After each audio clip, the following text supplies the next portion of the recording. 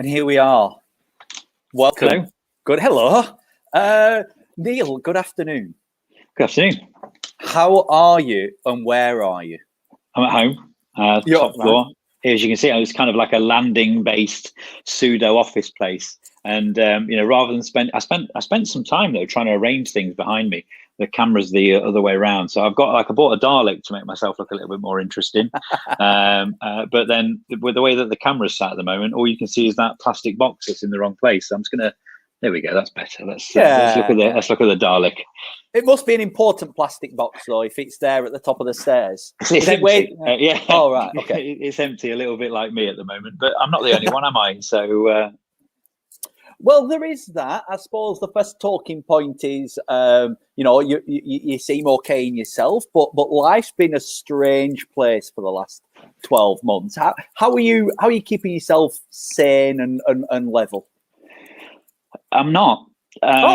Yeah, that's fine. But I'm in controlled chaos. That's where I'm at personally. But honestly, I'm joking to a certain extent, Liam, because there are a lot of people that have been severely affected by the impact of the last 12 months nearly now. I'm working from home, which means two things. I've got a home and work. Yeah. So from that perspective, I'm awfully grateful. There are obviously things that I could complain about, like most of us can as things stand at the moment. Finding working from home this time round, because we did have a bit of a kind of pseudo return to the office on a staged basis back in August and September. We're really lucky though. We've got great robust systems. Working from home hasn't stopped us doing our job. Our clients really, to a certain extent, we've not made that kind of big we're insurance brokers for those of you that don't know what we do, but there's a few of us that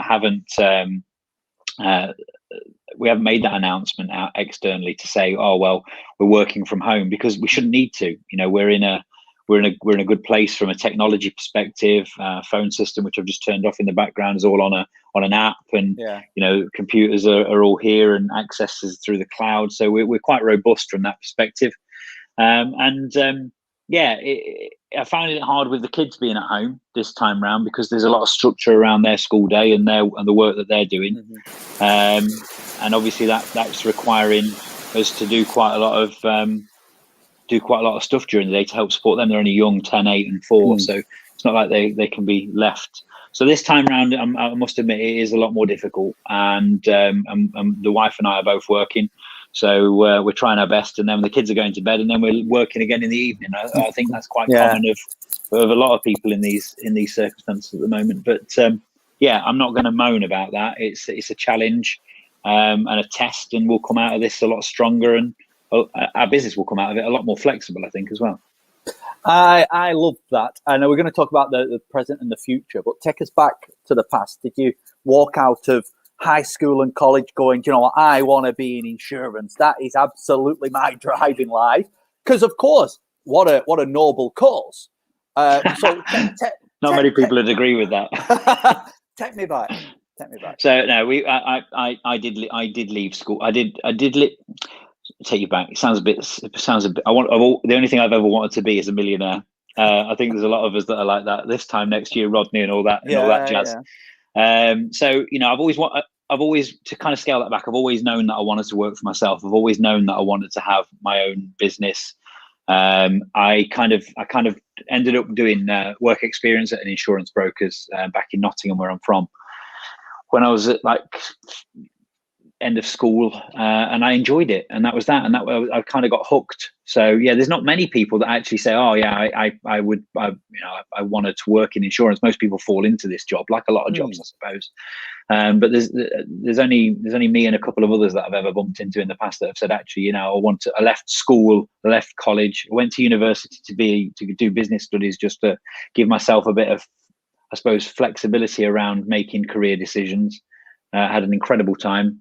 Stayed here in Huddersfield, where I went to university, met my wife at university. It was a kind of life-changing experience in respect of my development, and it was the best thing that I could ever do. And then straight into insurance broking after university, and it was only a couple of years before I set up Ravenhall back in 2006. So and from then we've grown the business. I've got a business partner we've been 50-50 from not quite the beginning, but not far off.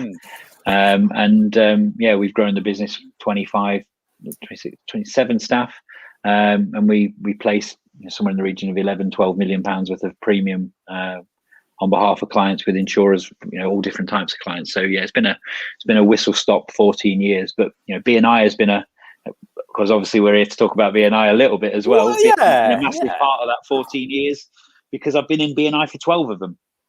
I mean, that was going to be my next point, and I always kind of shy away from it. And I'm genuinely always more interested in the person I'm talking to, or talking with, should I say? But yeah, BNI or networking has have to have been a big part of your marketing strategy and your marketing mix too. Just because you have to have a mix of things that you do when you're marketing yourself. So how does it fit into and has that changed over time in terms of your marketing mix?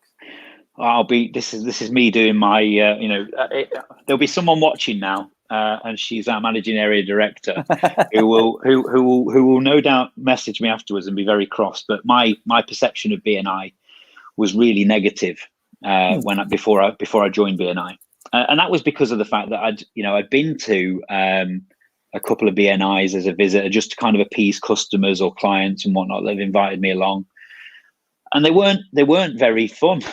They weren't very good. It was getting up really early for a rather mediocre breakfast, sitting around a table of very few people, who and they were the way that the events were run. There we go. The way the events were run it was really not sedate is the wrong word. Sanitized. Yeah. Okay. So I kind of avoided networking and whatnot, but referrals is how I've always done business. My business partner was my mentor when I first joined the industry. And one of the things he told me is that your clients are your best sources of customers. You look after your customers, they'll refer you to other customers. So referral was the core of our business and how we grew it, how we continue to grow it now. Yeah. So the actual model around BNI made sense. Just BNI didn't to me after a couple of relatively poor experiences. So I got invited along by Andrew Tootle, who's another one of our long-standing members in Terriers. He's been in 14, 15, 16 years, if not longer potentially. I think but basically he invited me along. I was trying to win his business at the time. I said, all right, then I'll go, and it was incredible. I signed up there. I signed up there and then. It was a great experience. It was positive. There was a lot of people in the room. Terriers has always been a big chapter. Yes. So it's always been 30 to 45 members throughout my existence. As it ebbs and flows over time. But it was great. I sat in this room and there was 40 other businesses in the room, and I was like, every single one of these could be a customer. And I know that that's the wrong way to look at it now. But I've learned from training. But it was a situation where I just thought I can't leave this room with leaving it up to leaving it. You see, that's the thanks I get. Yeah, leaving it up to potentially another insurance broker to come in and walk through the door. So the concept I got and was happy with, and then all of a sudden I just clicked and found a group that made sense for me. It was personal, it was fun, it wasn't sedate or sanitized. It had a personality. That's what I'm looking for. It had a personality. And I think that's in any networking group, and whether it's I say it a lot on these kind of things. We're blessed with some fantastic networking opportunities in the north of England, where we've got colleagues in Chamber and the FSB and all sorts. But it is finding the right fit for you. I mean, you found Terriers, and it'd be remiss of me not to mention the success of your group in the last 12 months, certainly in 2020, 1.8 million pounds worth of business done, brought in, supporting 9 new businesses as well. I mean, it's a great success story of what 2020 couldn't have been. Yeah, I agree. And you know what, actually, Liam, more than that, more than the stats, more than everything else, what it's been for me, and I'll let other members as if they're watching in order to abuse me accordingly. It's been a huge support mechanism. Particularly at the beginning. Particularly at the beginning when a lot of us were worried about our businesses. Certainly I was, and at the beginning when we made the decision when the decision was made for us that we were going to go onto an electronic platform, I questioned whether that was the right idea and whether we should just wait, whether we should just be patient and say, okay, we'll resume BNI when we can. In hindsight now, I think that would have potentially been the end of a lot of chapters. But from my perspective, it's been a massive support. Getting up every day, seeing every Wednesday, seeing a group of people who are going through the same things as you, and going about their business accordingly, and trying and changing and developing and being flexible and and sharing their experiences as well. There's even the negative ones just made you feel like you had other people available to you and other people to talk to. So for me, over the last 12 months, regardless of the success of Terriers as a chapter, and we've had our challenges as well. Don't get me wrong; it's not all been, the leadership team that took over literally the week before lockdown the week after lockdown started. They've done an incredible job of keeping our chapter going and keeping the wind in the sails. And I was the leadership team going out at that particular point in time. I was and I'm glad that I got that year, and I'd have found being on the leadership team a lot more difficult from that perspective. The guys that have dealt with it have been right. Merwin is one of our members, and obviously she's just saying there that it's been a constant in a world which hasn't been constant in any way. And that's been the biggest thing for me for BNI. I'm very grateful for having BNI and for it continuing, even though it doesn't quite feel the same. I'm glad that we've got the opportunity to continue to keep the wind in the sails and to keep things going and to keep that support mechanism that BNI is. But it wasn't until this year I've realised how much of a support mechanism BNI is. Strange. Yeah, it is strange. The old adage, and I use it quite a lot when I'm talking to people who are looking at networking and asking advice, and you get to be that go-to person. That people come for the referrals, they come for the earnings, but they then stay for something so much different than that, and that's never been more true than it has in the last 12 months.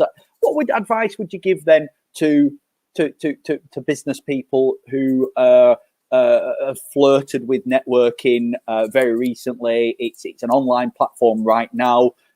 What advice would you give to them who maybe flirting with networking? I just think that the time to market your business normally isn't when you're busy, is it? No. Or actually, you know what? It's not a bad time to market your business because inevitably you're not going to be busy at some point. So I think from that perspective, now is the right time to be getting in a situation where you're able to market. The difference between BNI as a structure and a lot of the other networking groups is its structure, which a lot of people don't like. People don't like the fact that it's weekly. People don't like the fact that there's a bit of, I suppose, accountability in respect of making contributions and helping out your fellow members. People don't like the fact sometimes that it's a straightforward structure and the agenda that we have on a regular basis is the same. But all of those things make it work. All of those things make it successful, and all of those things are why a lot of groups, and it's not me being detrimental to lots of other networking groups, have set up with a similar type of philosophy. And maybe they've dropped something like it's monthly rather than weekly, or maybe they've said, you don't have to bring referrals, or maybe they've said you can have as many insurance brokers come along as you like, rather than just the one that you have in BNI.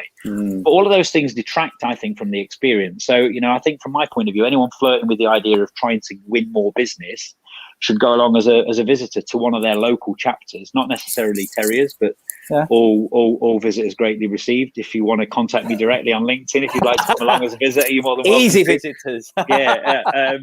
One of the beauties at the moment is that we can visit wherever we like. Yeah. And I know that doesn't mean that we're able to potentially join those chapters, particularly if we, certainly I think from my perspective, it would be my intention to go back to face-to-face networking whenever it's safe to do, because I think you build stronger relationships that way. But in the meantime, given that we can't do that, I think anyone wanting to grow their business and really develop their pipeline of new business should try it out and come along as a visitor. With there's no cost or pressure to do that. So it would be silly of us not to say that actually networking, in the style that we use it, takes a bit of work as well. It takes effort. I mean, how do you balance that effort with a busy home life and also a business that's thriving right now and obviously very busy? You fit it into your day somehow. Yeah, you fit it into your day. So I don't make a big secret about it. I'm pretty kind of straight. You can always do more. It's you get in what you get out what you put in, like anything in life. I think so what I try and do personally is I obviously go to my meeting, which is an hour and a half, 2 hours a week, depending on how long you stick around at the beginning and how long you stick around at the end. I try and do a BNI hour a week, which I put in my diary. And if I miss it because I have something else that crops up, I try and fit it back in so that it gets done.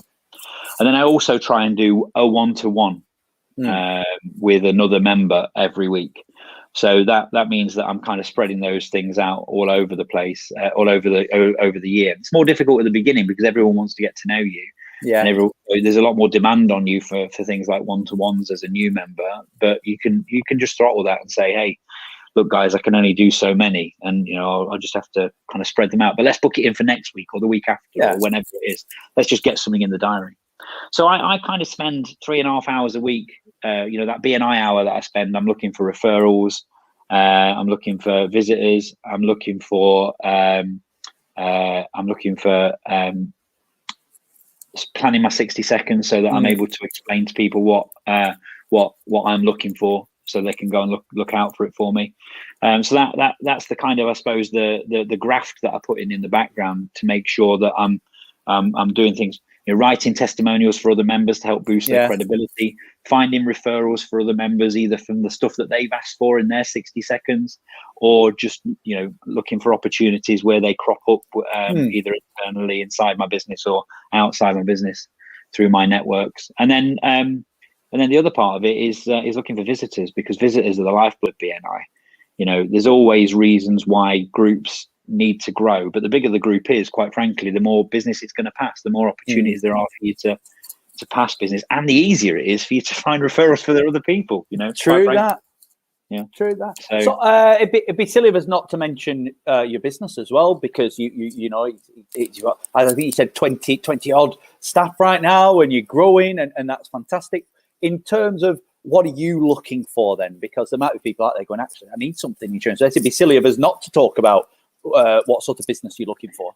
You're quite correct. It would be very silly for us not to talk about this. Now, sales pitch, shall we? Right. Okay. We're a chartered insurance brokers. There's not many of us about, actually, chartered insurance brokers. Yeah. And we're independent as well. We're independently owned. And there's not many chartered independent insurance brokers around. But we're here really to 95% of our business is commercial. So we deal with businesses. So whether that's single self-employed individuals, tradesmen and whatnot, all the way up to corporations and PLCs, clients spending hundreds of thousands of pounds on their insurance. So we're looking to speak to any business really that has a need for insurance, which pretty much all of them do. And we can help people out from the very beginning of the business, new startups, all the way through to businesses that are established and whatnot. And, really the key to our business is about providing the personal service that's kind of been lost in our industry a little bit. If you don't have a personal relationship with your insurance provider, then that's pretty much a great opportunity for us to start a conversation, really. You know, the insurance industry has dumbed itself down a bit from a service perspective. And what we've tried to do as a business is to come up with a business model which is completely traditional in the approach to insurance broking, and kind of created a unique selling point for ourselves in an industry that's trying to streamline customer service by putting people into call centers and doing all that kind of stuff. So, you know, if you know, from that perspective, whether it's vehicle insurance or business insurance or liability or any of those things, professional indemnity, you know, all of those kind of things we cover. The things that we don't do are like life insurance. We don't do life insurance. We do things like private medical insurance and all that kind of stuff.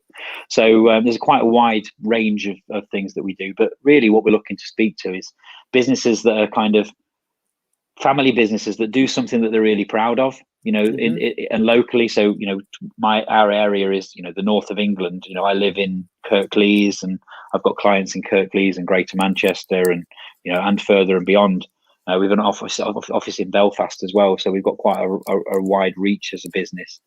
But yeah, businesses that are proud of what they do. Family businesses are great referrals for us because, you know, we're a family business to a certain extent, you know, and we understand how those businesses work. And, you know, manufacturing's a really good area for us because actually most of the manufacturers in our locality are people that have competition from lots of cheaper sources, like, you know, the Far East and things like that. So I think businesses that sell on value and sell on value of their goods rather than on price are also great customers for us, because that's how we work, and they understand that and they get it. Love it. Where can people go to find out more about you or more about the business if they want to get in touch? They can come along as a visitor to B&I Terriers, and I'll have a chat to them about it. That'll be a good one. They can find me on LinkedIn, Neil Grimshaw on LinkedIn. Our website is www.ravenhallgroup.co.uk, and we're Ravenhall Group on Facebook, Twitter, Instagram, LinkedIn. So yeah, we're dead easy to find. There's not many Ravenhalls. So we're quite easy to find. But they can also find me on BNI Connect, the global platform for being able to connect businesses together. Love the plug. Lastly, Neil's top tip, one each: how to be so consistent in business, how to be, you know, carry on expanding, and second of all, what's a must do in terms of networking? A must do in terms of networking is easy. Be honest. Okay. Great. Simple as that. Be honest about what you can do. Be honest about what you can't do. Don't say yes to everything, because, you know, if it's, you know, even if it's a case of saying, look, I'm really busy at the moment, I can't do that now. You know, a lot of people struggle to say no. And I think being able to say no to stuff is a really important task, because then you don't set yourself up a situation where you trip yourself up in the future. On the consistency bit in respect to growing a business, the thing, and it's one of the things I've struggled most with, is delegation. You know, if you want to grow your business and develop your business, you've got to understand that other people have got to do things, and you've got to understand you've got to have the ability to be able to say, actually, yeah, I can do that really well, or I think I can do it really well, but so can other people as well at the same time. Yeah. And I think learning to be able to trust other people to do things, or at least I'm a control freak, so I'm awful at it, you know, and there'll be people who either watch this back or who know me that will agree with that completely. So yeah, that's my top tip for growth. You can't grow a business and be a bottleneck in the business as well. You've got to be able to delegate. Love it. Neil, I appreciate your time. It's coming up to 25 minutes, and that's all I said I'd keep you for. I genuinely appreciate it. There is one thing that I want to say to people watching. There is opportunities to network and grow your business right now in your area. Certainly in the Greater Manchester East, Kirklees and Calderdale areas where Neil is based, Huddersfield, Halifax, all of them sorts of areas. All you need to do is scan that link at the top of the screen, and it'll take you to loads of information if you want to get into networking or you just want to expand your business. So just go and have a look. Please scan that link, and someone will be in touch. Neil, really appreciate your time. Have a wonderful weekend. Thank you. You too. And be safe. I'm always safe. And enjoy, and good luck in whatever you're doing. All right. Thanks, Liam. Take care. Thanks, Al. Thank you.